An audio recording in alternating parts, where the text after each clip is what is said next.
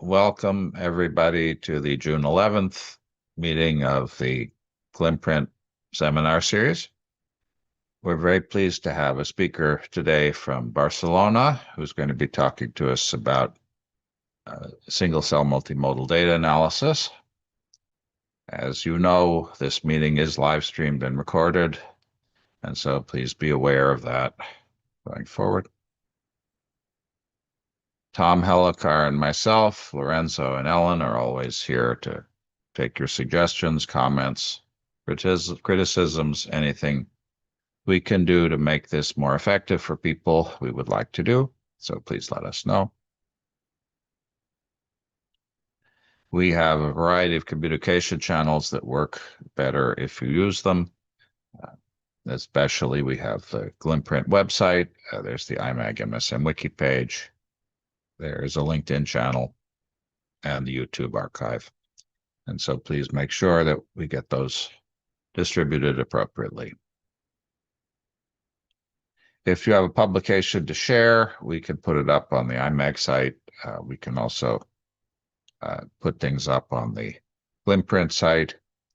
Coming up June 25th, we have a talk on optimal experimental design. July 16th, we have a talk on lessons from COVID-19. If you would like to speak, if you would like to have your students or your postdocs speak, please let us know. Email Lorenzo Vischini at gmail.com. If you've spoken before and you have new material to present, that's great. We have many people who speak multiple times. Also, feel free to think broadly about the people you'd like to hear. They could be experimentalists, biotechnology, pharma, computer infrastructure, modeling technology. Doesn't have to be immune digital twins per se. Anything that could contribute to understanding the immune system or improving our modeling abilities is fair game. So please do suggest speakers so that we can have a series that people want to hear. So I don't want to take any more time from our speaker today. We have Mario Acera, who's going to be talking to us from Barcelona on systematic evaluation of single-cell multimodal data integration, enhances cell type resolution and discovery of clinically relevant states in complex tissues. And I will turn the screen share over to you. Okay, thank you very much for the introduction.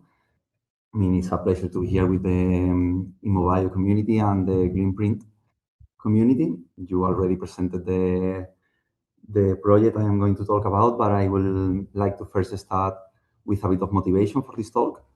Like, in the case we want to model complex biological system, we need references that we can trust. And in single-cell biology, that means asking a very practical question, that is, which cell state can our data actually resolve? So today we will focus on this question from the data-driven side.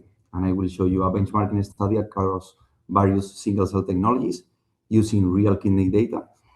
And I will keep coming back to the same idea, and is that the way we design and integrate single-cell experiments shape actually the biological state that we can see.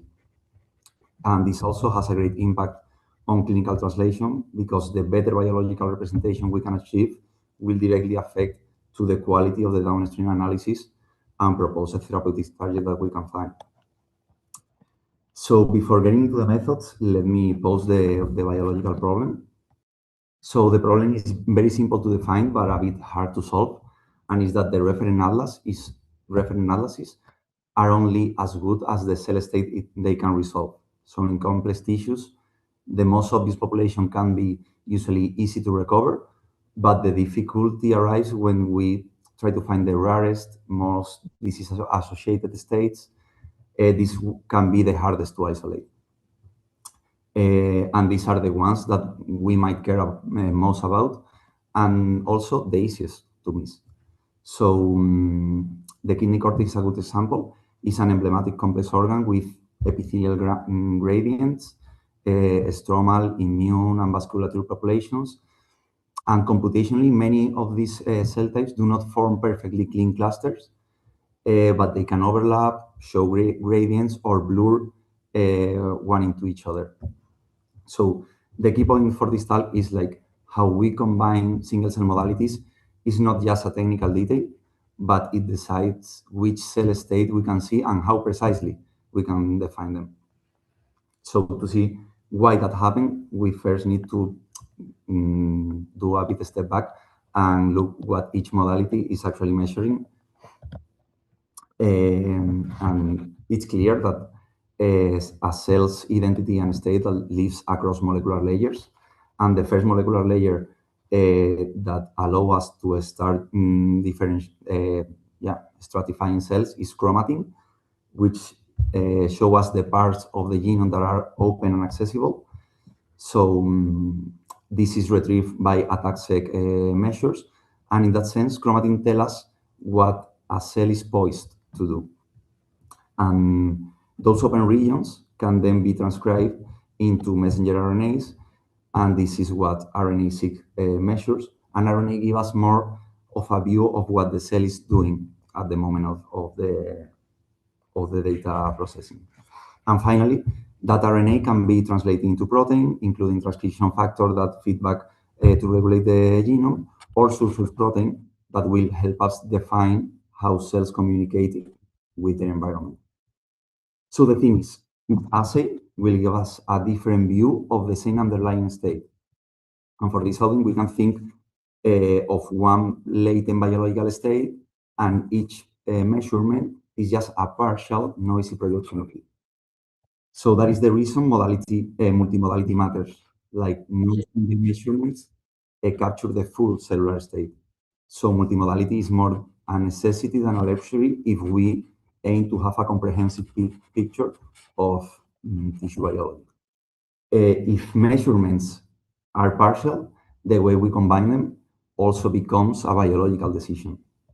And with this in mind, we jump to the experimental toolbox that we are using in this project. I will give this very brief overview because the chemistry of each individual is not the point, but we just have to keep in mind that every technology involves a certain measurement bias.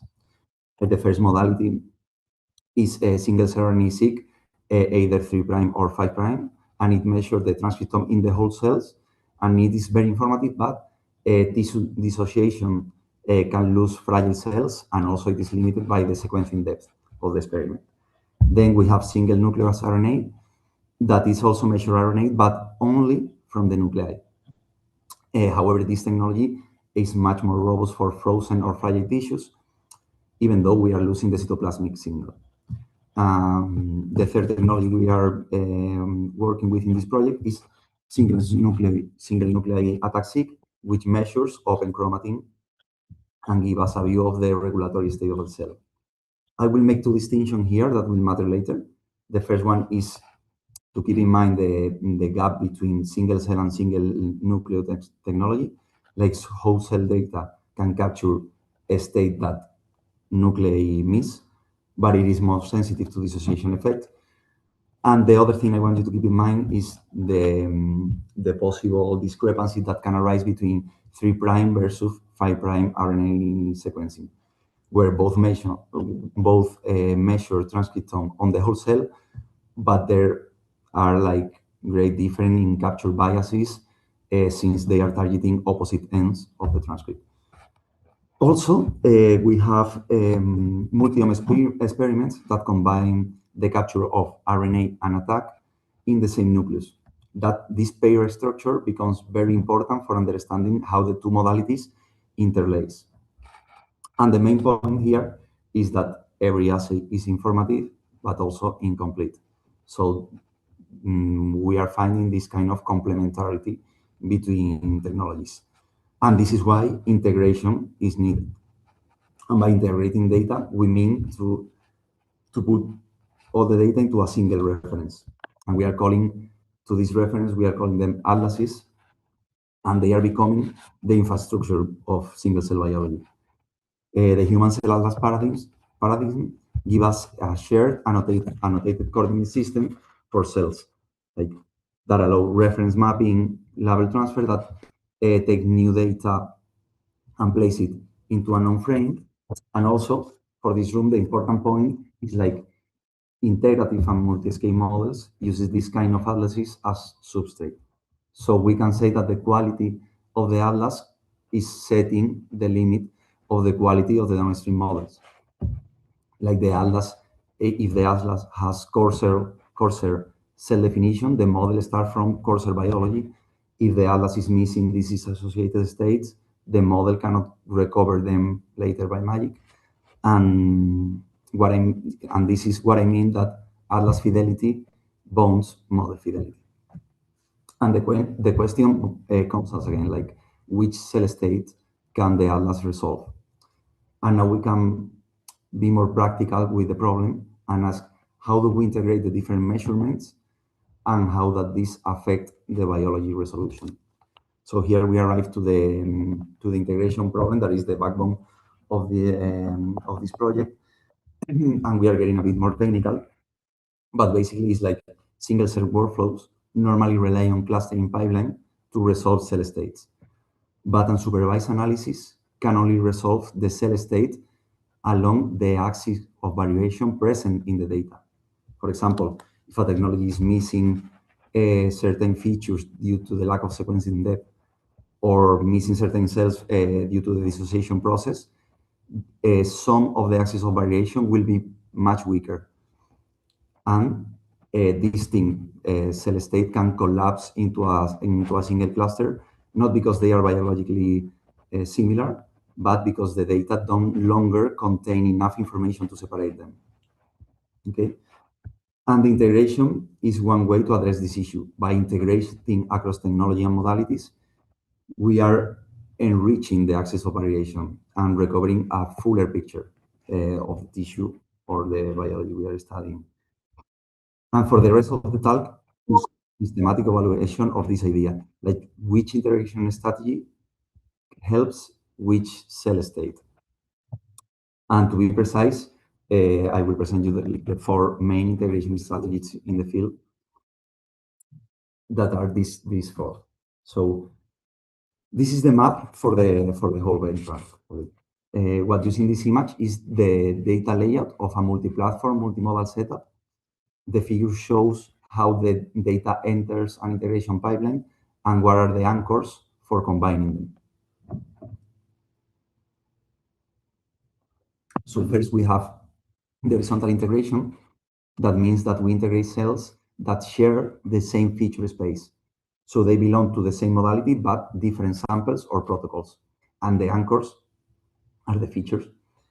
Then we have the vertical integration. That means that we have the same cells profiled in different modalities. And here, obviously, the anchor is the cell itself, and the data is provided by paired multi-omic experiments. Then we have the diagonal settings, which means that we have different modalities, but measures in different cells. So we actually have no anchor at all to relate the cell from one modality to the cells to the other. And give us an unpaired setting, and this can be one of the most challenging scenarios in the integration field.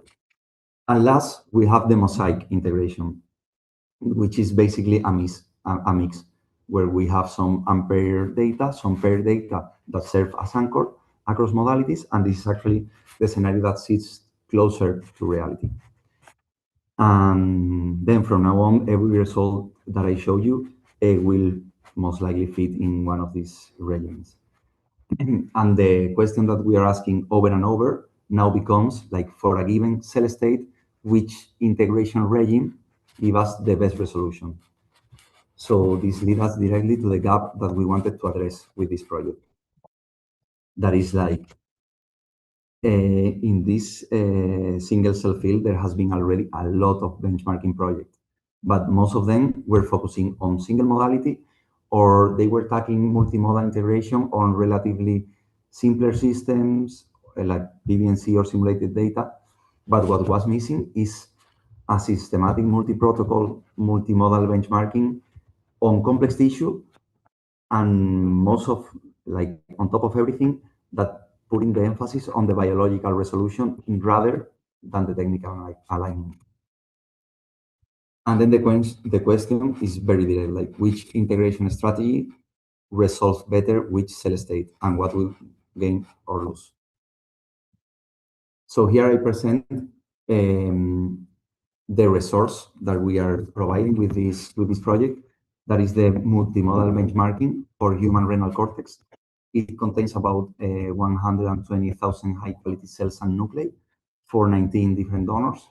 And we use the three technologies I presented previously in these donors.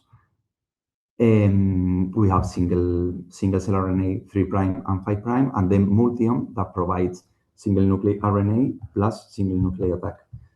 The annotations, we are drawing them from the human cell atlas reference through label transfer, and we get the annotation on two different levels of granularity. The level 1 has 14 broad cell types, and the level 2 has 39 fine-grained cell state. And this L2 annotation will serve as our biological target level for assessing the resolution, the biological resolution. An important design feature is that the same donors were profiled across the multiple assays. So this way we ensure that we are comparing under matched biology rather than dealing with this confounding factor of technical versus biological variation. And this is not just an atlas, but a purpose-built benchmarking resource. Also, one very relevant thing here is that in order to make the comparisons we are about to make in the results, we needed to decouple two things that are oftenly linked in the single cell field. That is the embedding from the annotation. So that is the reason we use this kind of twofold analysis framework, where on one hand we have a supervised label transfer from an external reference from the human cell atlas, and then on the other hand we evaluate whether each integration strategy from unsupervised model, unsupervised approaches produces embedding that fit better those reference-defined cell types. Okay. And for this label transfer, we developed scOMM, that basically means single cell omics multimodal mapping. And it is supervised neural network classifier that is able to map RNA or ATAC modality onto a reference and assigns the labels. And the peculiarity of scOMM is that it learns the cell state feature profile, but in the shared highly variable feature space between the reference and the query. Because this mapping is unsupervised and reference-based, it is totally independent from the latent spaces.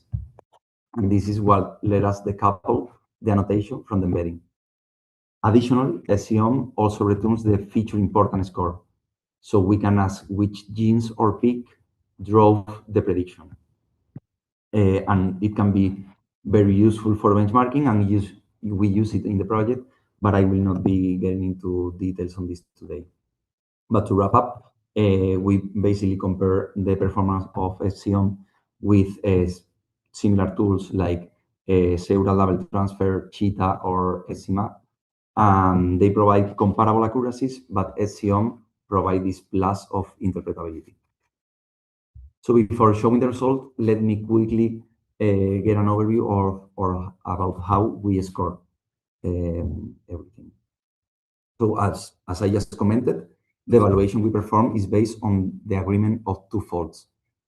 So first, we use the supervised label transfer to assign what we consider a ground truth label for every cell.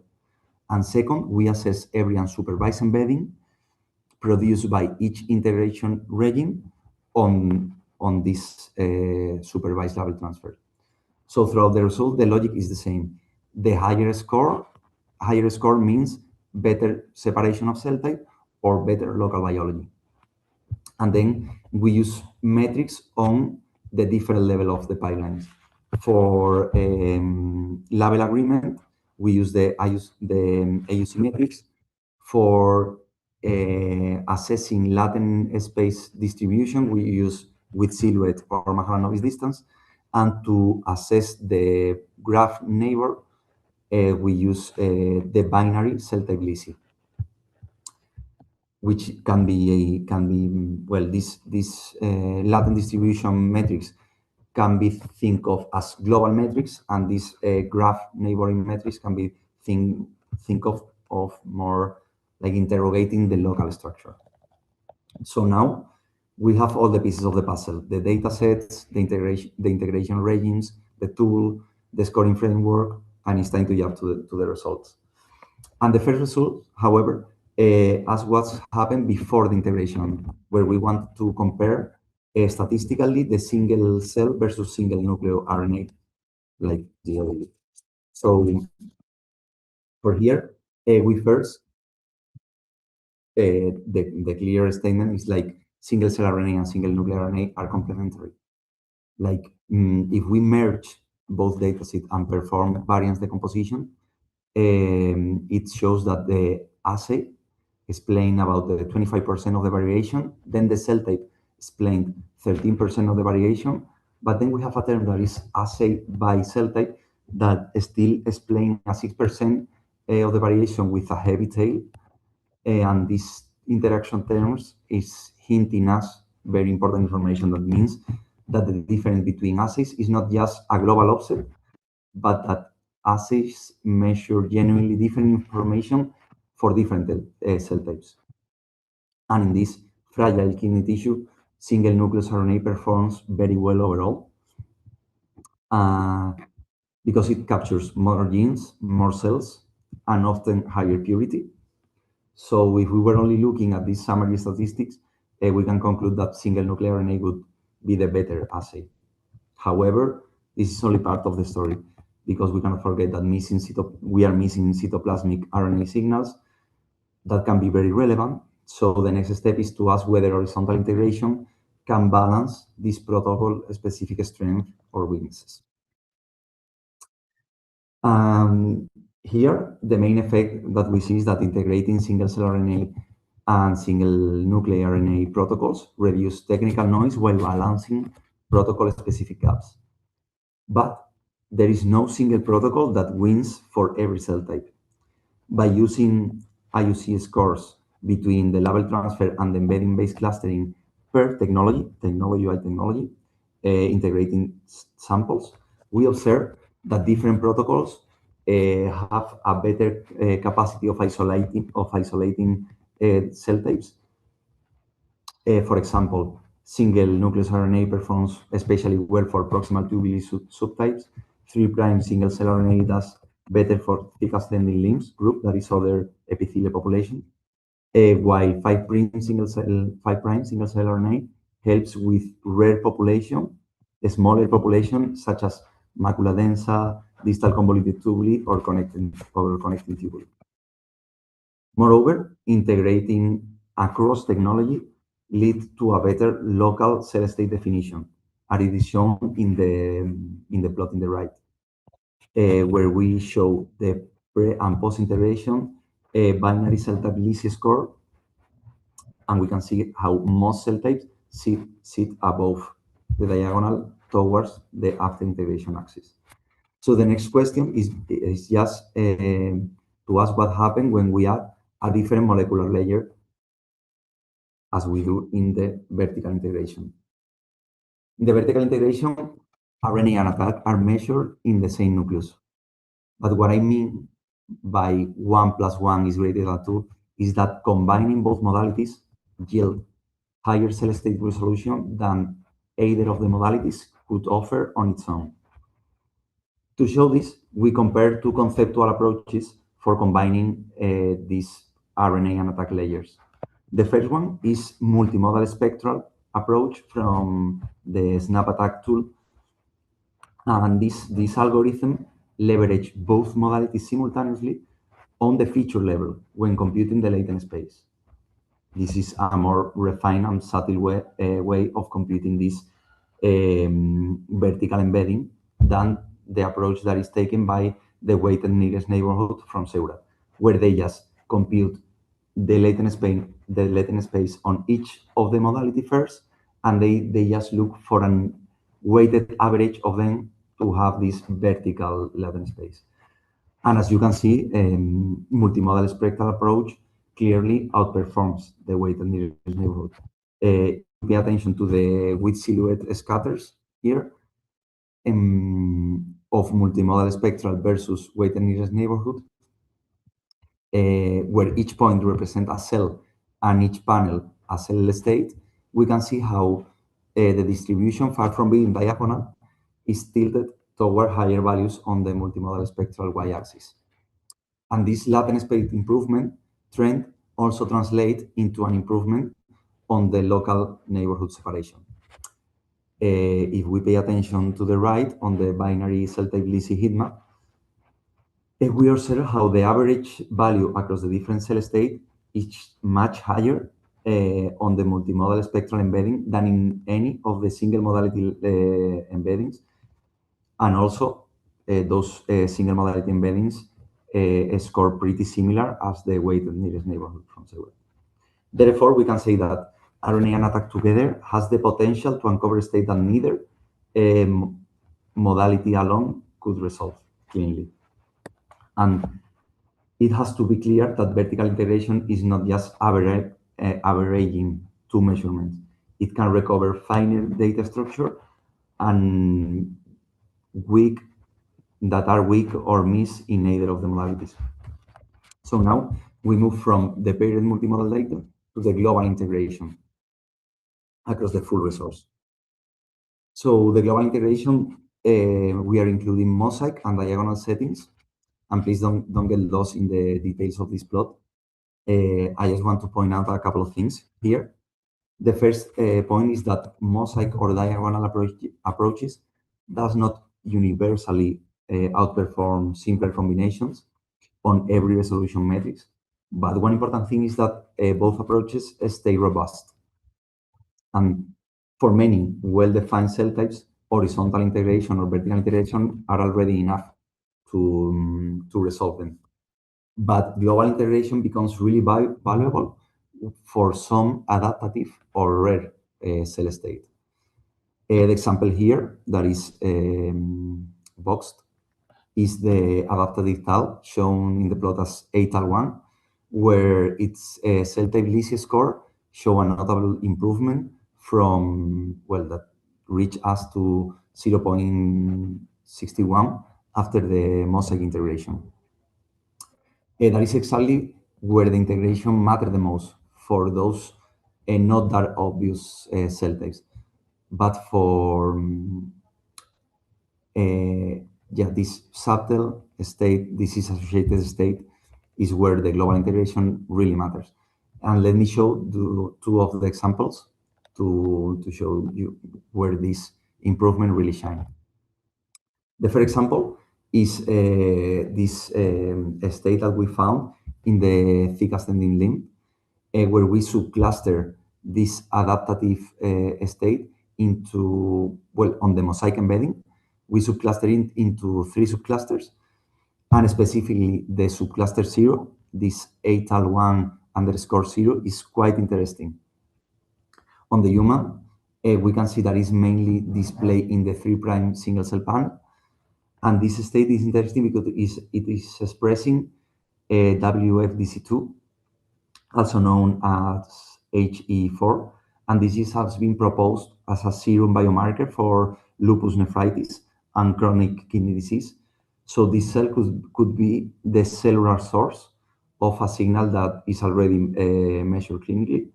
And also the comarkers of this gene, including B2M, are linked to immune and stress responses.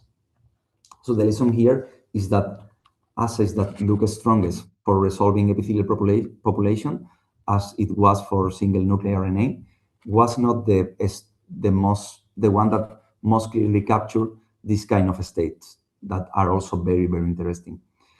And that by integrating technology, we can finally see this kind of discrepancies. And the second example is very similar, but in the stromal compartment. This time I am referring to an ultra-rare stromal population that is the erythropoietin-producing fibroblast, also called Norn cells. The key point here is that the signal is present across technology, but it's resolved into a distinct cluster only on the 3' single cell RNA. In the single nucleus RNA data, the signal is detectable but weaker, and it also is the state diluted in the background and doesn't separate as clearly in a cluster. So biologically, this matters because the EPO production is directly linked to renal anemia in chronic kidney disease. So again, this state is rare, clinically relevant, and very easy to miss if we rely only on one view of the tissue state. So at this point, the natural question is to check whether these are real biological states or artifacts of our particular data set. What we can see is that they are cohort independent, like both signature transfer to independent multi-ohm cohorts to an independent, this data is not the one that we generated, the one you are seeing here. And even though we do not detect the signal into an isolated cluster, both signatures show statistically significant upregulation in disease. So this argue again this population being an artifact of our original dataset, and they are reproducible into independent cohort, and they track disease status. Even though these technologies, like this multi-ohm technology, is still not able to isolate this population into a distinct cluster. But expression validation is only one layer, and we also wanted to know whether these signatures map to plausible tissue locations. That's why we are using this cosmic spatial data through signature mapping, similarly as before. We see that the WFDC positive signature was upregulated in some cells of the loop of Henle that is consistent with the thick ascending limb state. And similarly, the Norn signature spiked on some of the fibroblasts in the data. And what is truly interesting, that both of these population map to cells that are located in fibrotic or injured niche, as you can see here in the G panel. So the validation is threefold, like cohort independent, disease associated, and coherent spatial localization. This is what moves this population from being interesting cluster to being a more credible biological state. The next question is just to validate. The next question to validate our study is to check whether the same integration principles hold beyond our kidney dataset. And for this, we apply the same framework into a hard atlas and to an external kidney dataset. I will focus in the hard atlas data. And the patterns we get are pretty similar. There is a very clear sensitivity gap between single cell RNA and single nuclear RNA. In the heart, precisely, single cell RNA recover very few cardiomyocytes and with very little transcriptomic variance, while the single nuclear RNA provide a much richer picture. And regarding vertical integration, we can see how it drastically improves resolution for certain cell states, precisely pericytes, some state of the pericytes, and some stress myocardiocytes. So the broader rule is that different technologies capture different parts of the biology. So integration strategies determine which part become visible. So now we can just go straight to the take-home messages. And there are basically 3 points I would like you to take away. The first is the integration strategy, both computational analysis and experimental design, is a biological choice. It decides which cell state you will be able to resolve, since no single strategy wins everywhere, and it is actually a cell context dependent. Second is like multimodal integration reveal rare clinical relevant states, such as WFDC2 positive adaptive thick ascending limb populations or the Norn cells. And third is like our multimodal benchmarking dataset for renal human cortex and scOMM provide a transferable framework and are open source. an open resource for atlas builders and model makers. And I will just stop here and acknowledge the people and resources behind this work. Just to thank my co-authors, the senior authors, Joshua Levin and Elisabetta Mereu, to the multi-center team, the PRECISE and the KPMP donors as part of the Human Cell Atlas community. And all the resources are open and available. And thank you for the invitation, and I will be happy to take any question or discuss any topic. Okay, time for questions. So Jacob, you want to go ahead? Yeah, I'm curious about this scOMM. It's like it's like it sounds someone. I remember for many years ago there was something called self-organizing maps. SOM. Is it something similar for clustering, or is it something else? No. The name is just came from single cell omics multimodal mapping. Is basically like the architecture of the model is a deep neural network. Okay, so it's a feed-forward neural network. That's it. Yeah, and the key thing is like is trained on the reference, but only on the genes that are on the shared highly variable genes of reference and query. Okay, so you do have validation. So you do have validation data for training. That's now I understand where it comes from. Now, however, I do see you do a lot of clustering. So how do you do your clustering? Well, the clustering, we use this model, this SEO model, to avoid over relying on clustering for this for the labeling. So yeah, please. I'm trying to understand the algorithm. The algorithm will just map. Are you doing classification with the neural network and then call it a cluster? We don't call it a cluster. We just assign the labels. Yeah, but once you assign the label, everything with the same label is a cluster to you? Yes, but then what we compare these labels with the actual cluster that came out from the embedding. That's the thing. Okay, so this is the training mechanism. The training should actually make it such that the labels will match. The training is done once only, because we are using this reference, an atlas of healthy and injured cell types and niche in the human kidney. We train the model with this reference once, and then we assign the label to the cell as if they were ground truth. Okay, and then later you compare how good it is to actual results that you actually see in the field. Yeah, exactly. Then we compute the different embedding through the different integration regimes and see how much the label match the embedding. Okay, and how much approximately you get with accuracy? The accuracy itself is shown here depending on the metric.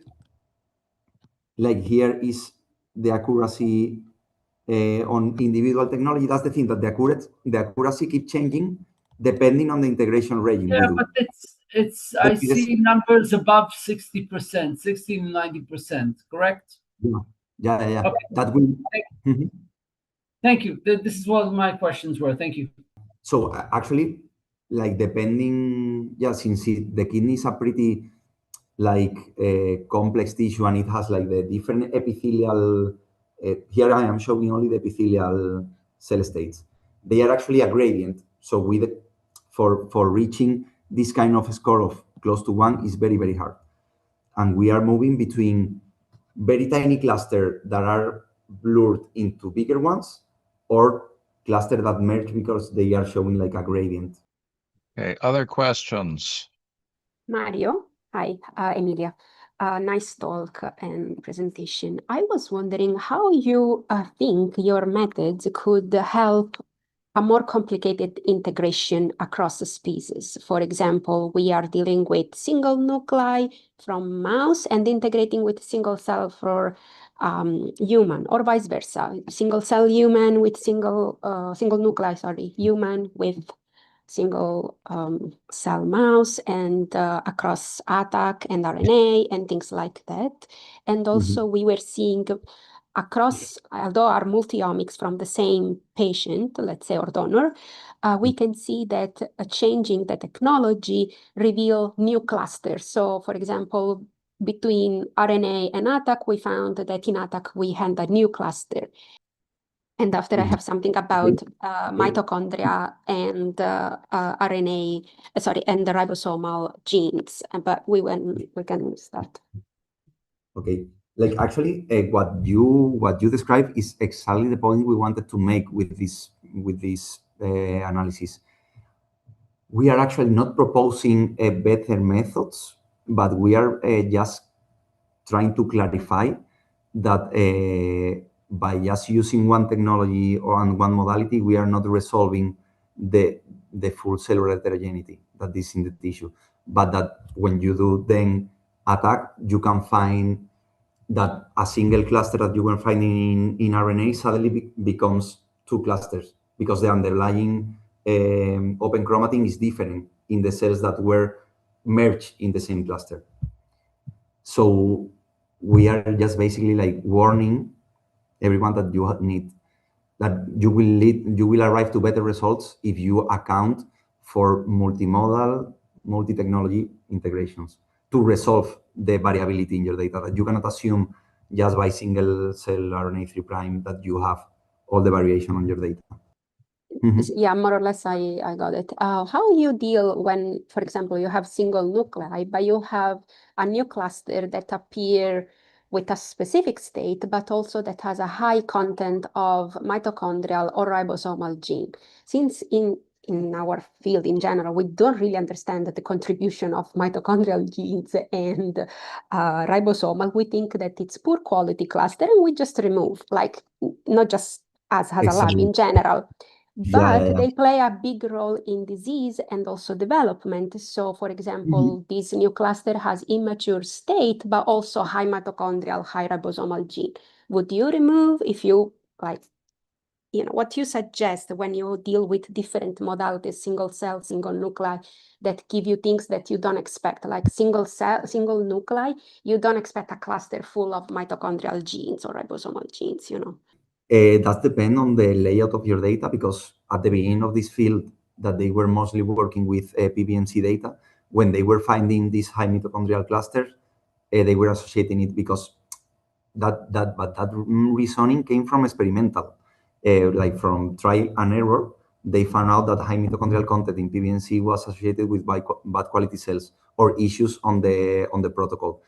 But recently, as the field has been growing, depending on the tissue, you can really expect like an average mitochondrial content of 20 or 30%. And actually in the kidney, we found like very, very high mitochondrial percentage, and we didn't remove the cells. But also because when we were checking on our data, the mitochondrial counts were more or less spread across the different clusters. We weren't finding only one cluster with all of the genes being mitochondrial. And probably that is hinting some biological information. I don't know expert in mitochondrial genes or ribosomal, but they also can be a proxy of metabolic activity, maybe. So the most interesting thing is to keep them initially, and then when you profile the different clusters through differential expression, there you can really assess if there is only mitochondrial genes. Maybe that is not much interesting, but if there is a balance between mitochondrial genes and other interesting genes, inflammation genes, that could be something very interesting. You discussed integrating, well, I guess depending on how you count it, 3 or possibly 5 kinds of omics measurement. Do you have any insight into what additional types of measurement might be particularly useful to complement what you're doing now? It's already proven that proteomics is very, very, very interesting, and also what we have to, what the field has to do is to finally understand how the different modalities interplay. And there is like a very famous, like one task that is very, very famous and everyone use is to infer the cell-to-cell communication from transcriptomic data. And we just assume that high expression of gene in mRNA will translate as protein. But that is something that proteomics can really tell us about. So really having these paired, multimodal assays will be very, very helpful from the proteomics side. So all of the methodologies you're describing, and I understand you're coming basically from a classical bioinformatics perspective, are high throughput endpoint measurements. Is there any way to think about integrating dynamic measurements that one might do, for example, in living tissue, and then try to correlate them with the kind of endpoint measurements that you're making? At some level, when you're talking about functionality of cells, that may be significant. And maybe to start with, you could come back and maybe for people who aren't coming from your particular background, terms like cell state actually mean rather different things in different subcommunities in biology. So perhaps you could explain, when you're saying you're trying to identify cell state, in this case, what does a cell state mean to you in this situation? I know you talked about defining, for example, cell types, and you had said you could either divide into, I think you said 19 or 36 different cell types or cell states. Tell us a little bit more about the background of this concept of state and what it means in this context. Cell state, I just use it as a more refined view, more specific view of cell types. Like the concept is like in the single cell field, we are destroying the cell for taking the measurements. So with the snapshot we get from the cell should be representative of the state that that cell is undergoing. Even though if a cell is cycling, for example, we cannot get that dynamic of the cell cycling, but we can get the cell will not cycle alone. Like will be a group of cells cycling, and we can get different cells on the different stage of the cycle. So that should be visible on our analysis, and that is why we called a cell state at the minimum, the minimum concept that we can analyze and we can take information from, like the minimum biological unit. That is how I call it, because also like in single cell you also have a lot of noise and technical issues like dropout, sequencing depth.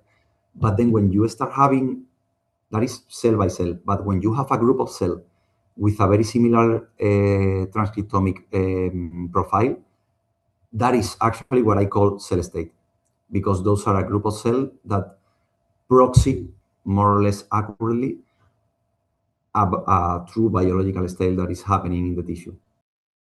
Thank you. That was very helpful. Perhaps in the context of this talk, there wasn't any ambiguity, but we have people coming from many different communities, and so the word cell state sometimes used in different way. Yeah, in my case, it's only to point out that we normally are always talking about cell type and clusters, and the cluster actually have a lot of heterogeneity inside a cluster. Yes. So if you want to go to, like 40 cell states are already a quite fine definition. And still, we can find some variability inside of the clusters. And this is what we arrive on the discovery part here, for example. These could be actually a cell state, because there is like so little cells, and also this. Like we call cell type to the whole cluster, and then cell state to the different state each of the cells can be. I mean, one thing that these methods never reveal, and it may or may not be important depending on the questions you're asking, is what the internal architecture of the cell is. Whether a cell is actively migrating or not isn't something that actually shows up in its genome or in its omics very much. It has to do with not so much what the components are, but how they're organized within the cell at any given time.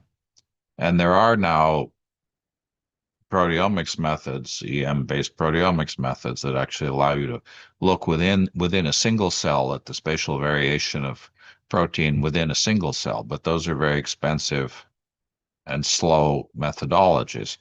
And they may not be significant in the kidney where you don't have a lot of cell movement. That may not be an issue.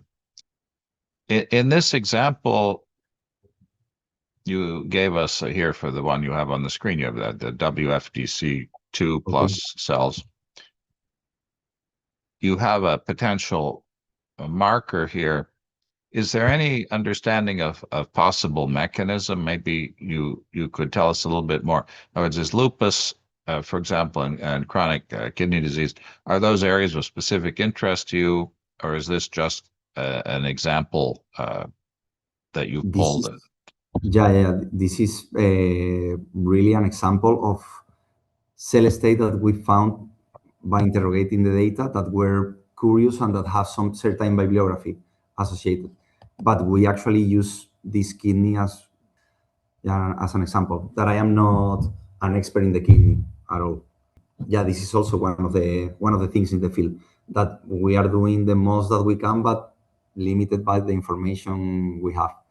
It's the same thing, like, as you say, like, I am trying to point out, like, we are being reductionist. I don't know if that's the correct word, but that's why we need more modalities. And what you say is also super important. The thing about the proteins and the dynamics of the cells. The thing is, yeah, we step by step get a better picture of the whole thing. Are there any specific lessons here that would be particularly relevant to understanding immune response? You gave a couple of examples that were immune related. Actually, that were immune related, but from the proxy of a specific markers that are associated with the immune response, right?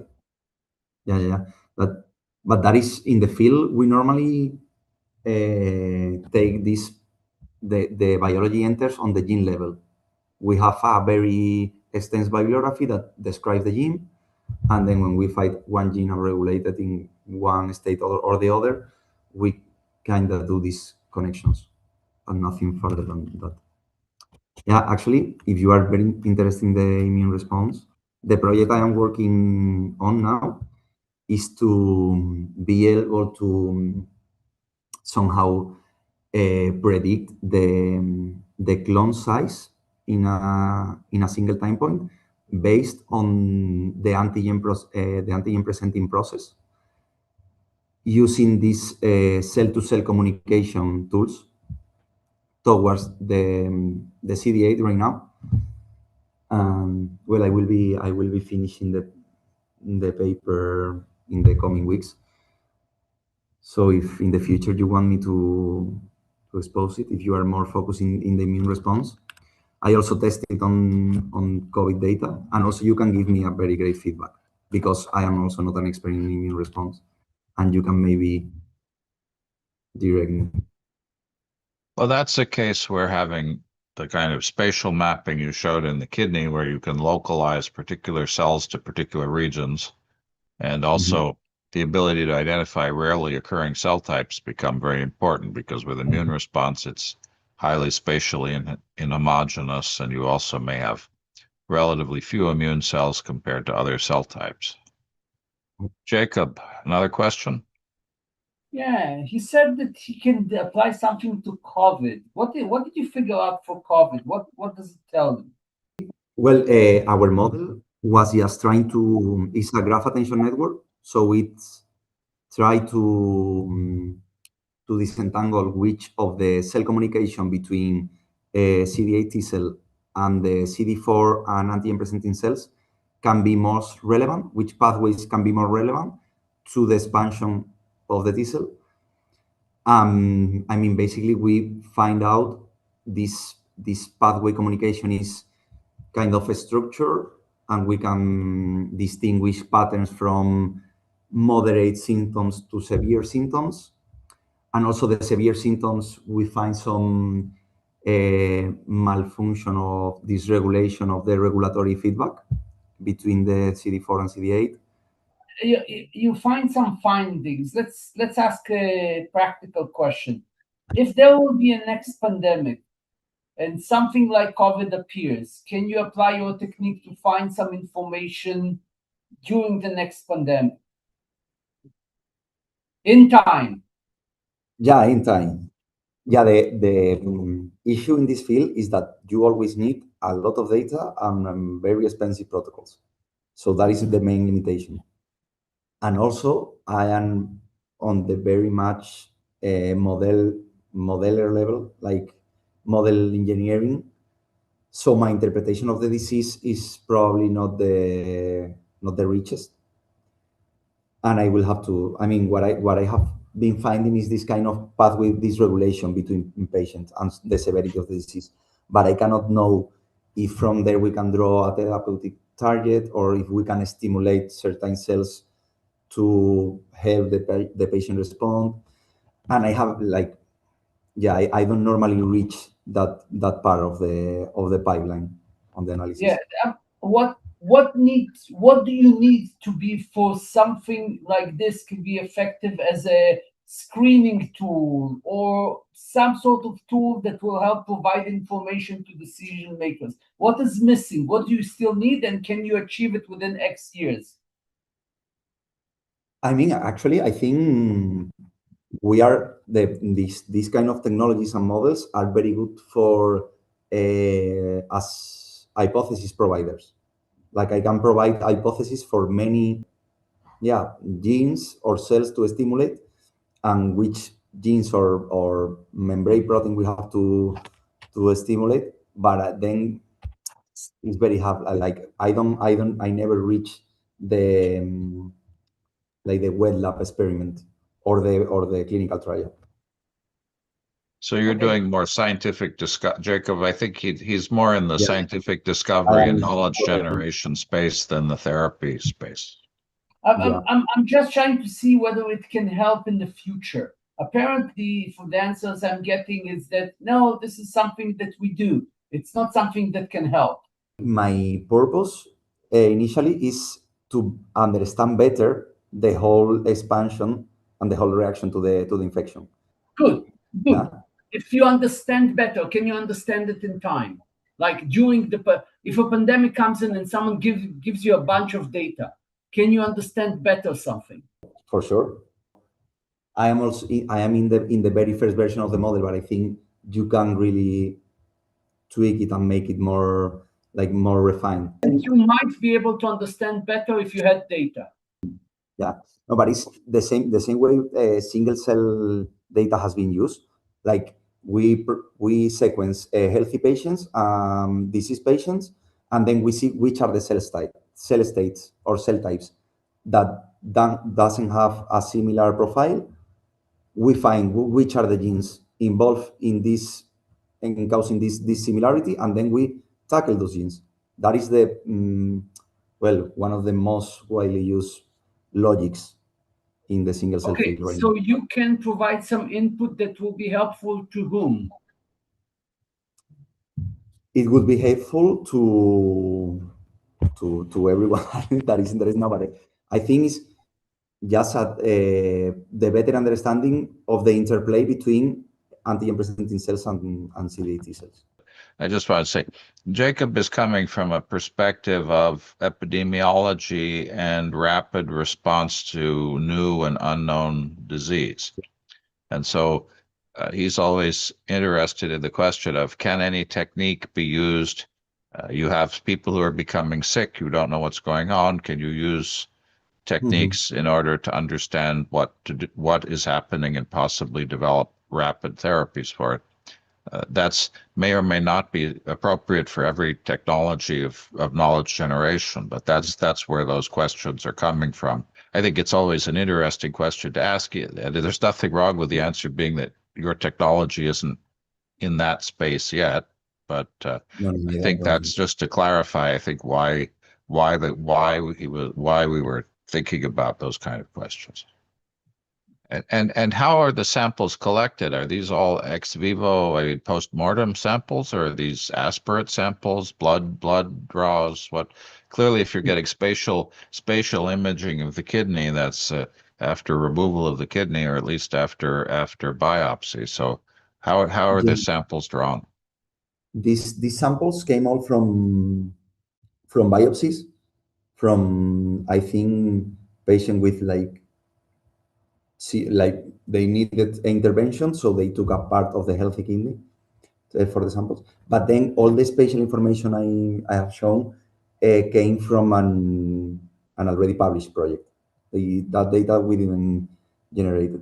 And also, yeah, for this project, the original idea was to have much more data, but the protocols didn't went well, and we end up with this set of multi-ohm 3' and 5' single RNA. All right. Well, I want to thank you and appreciate your patience explaining things to us.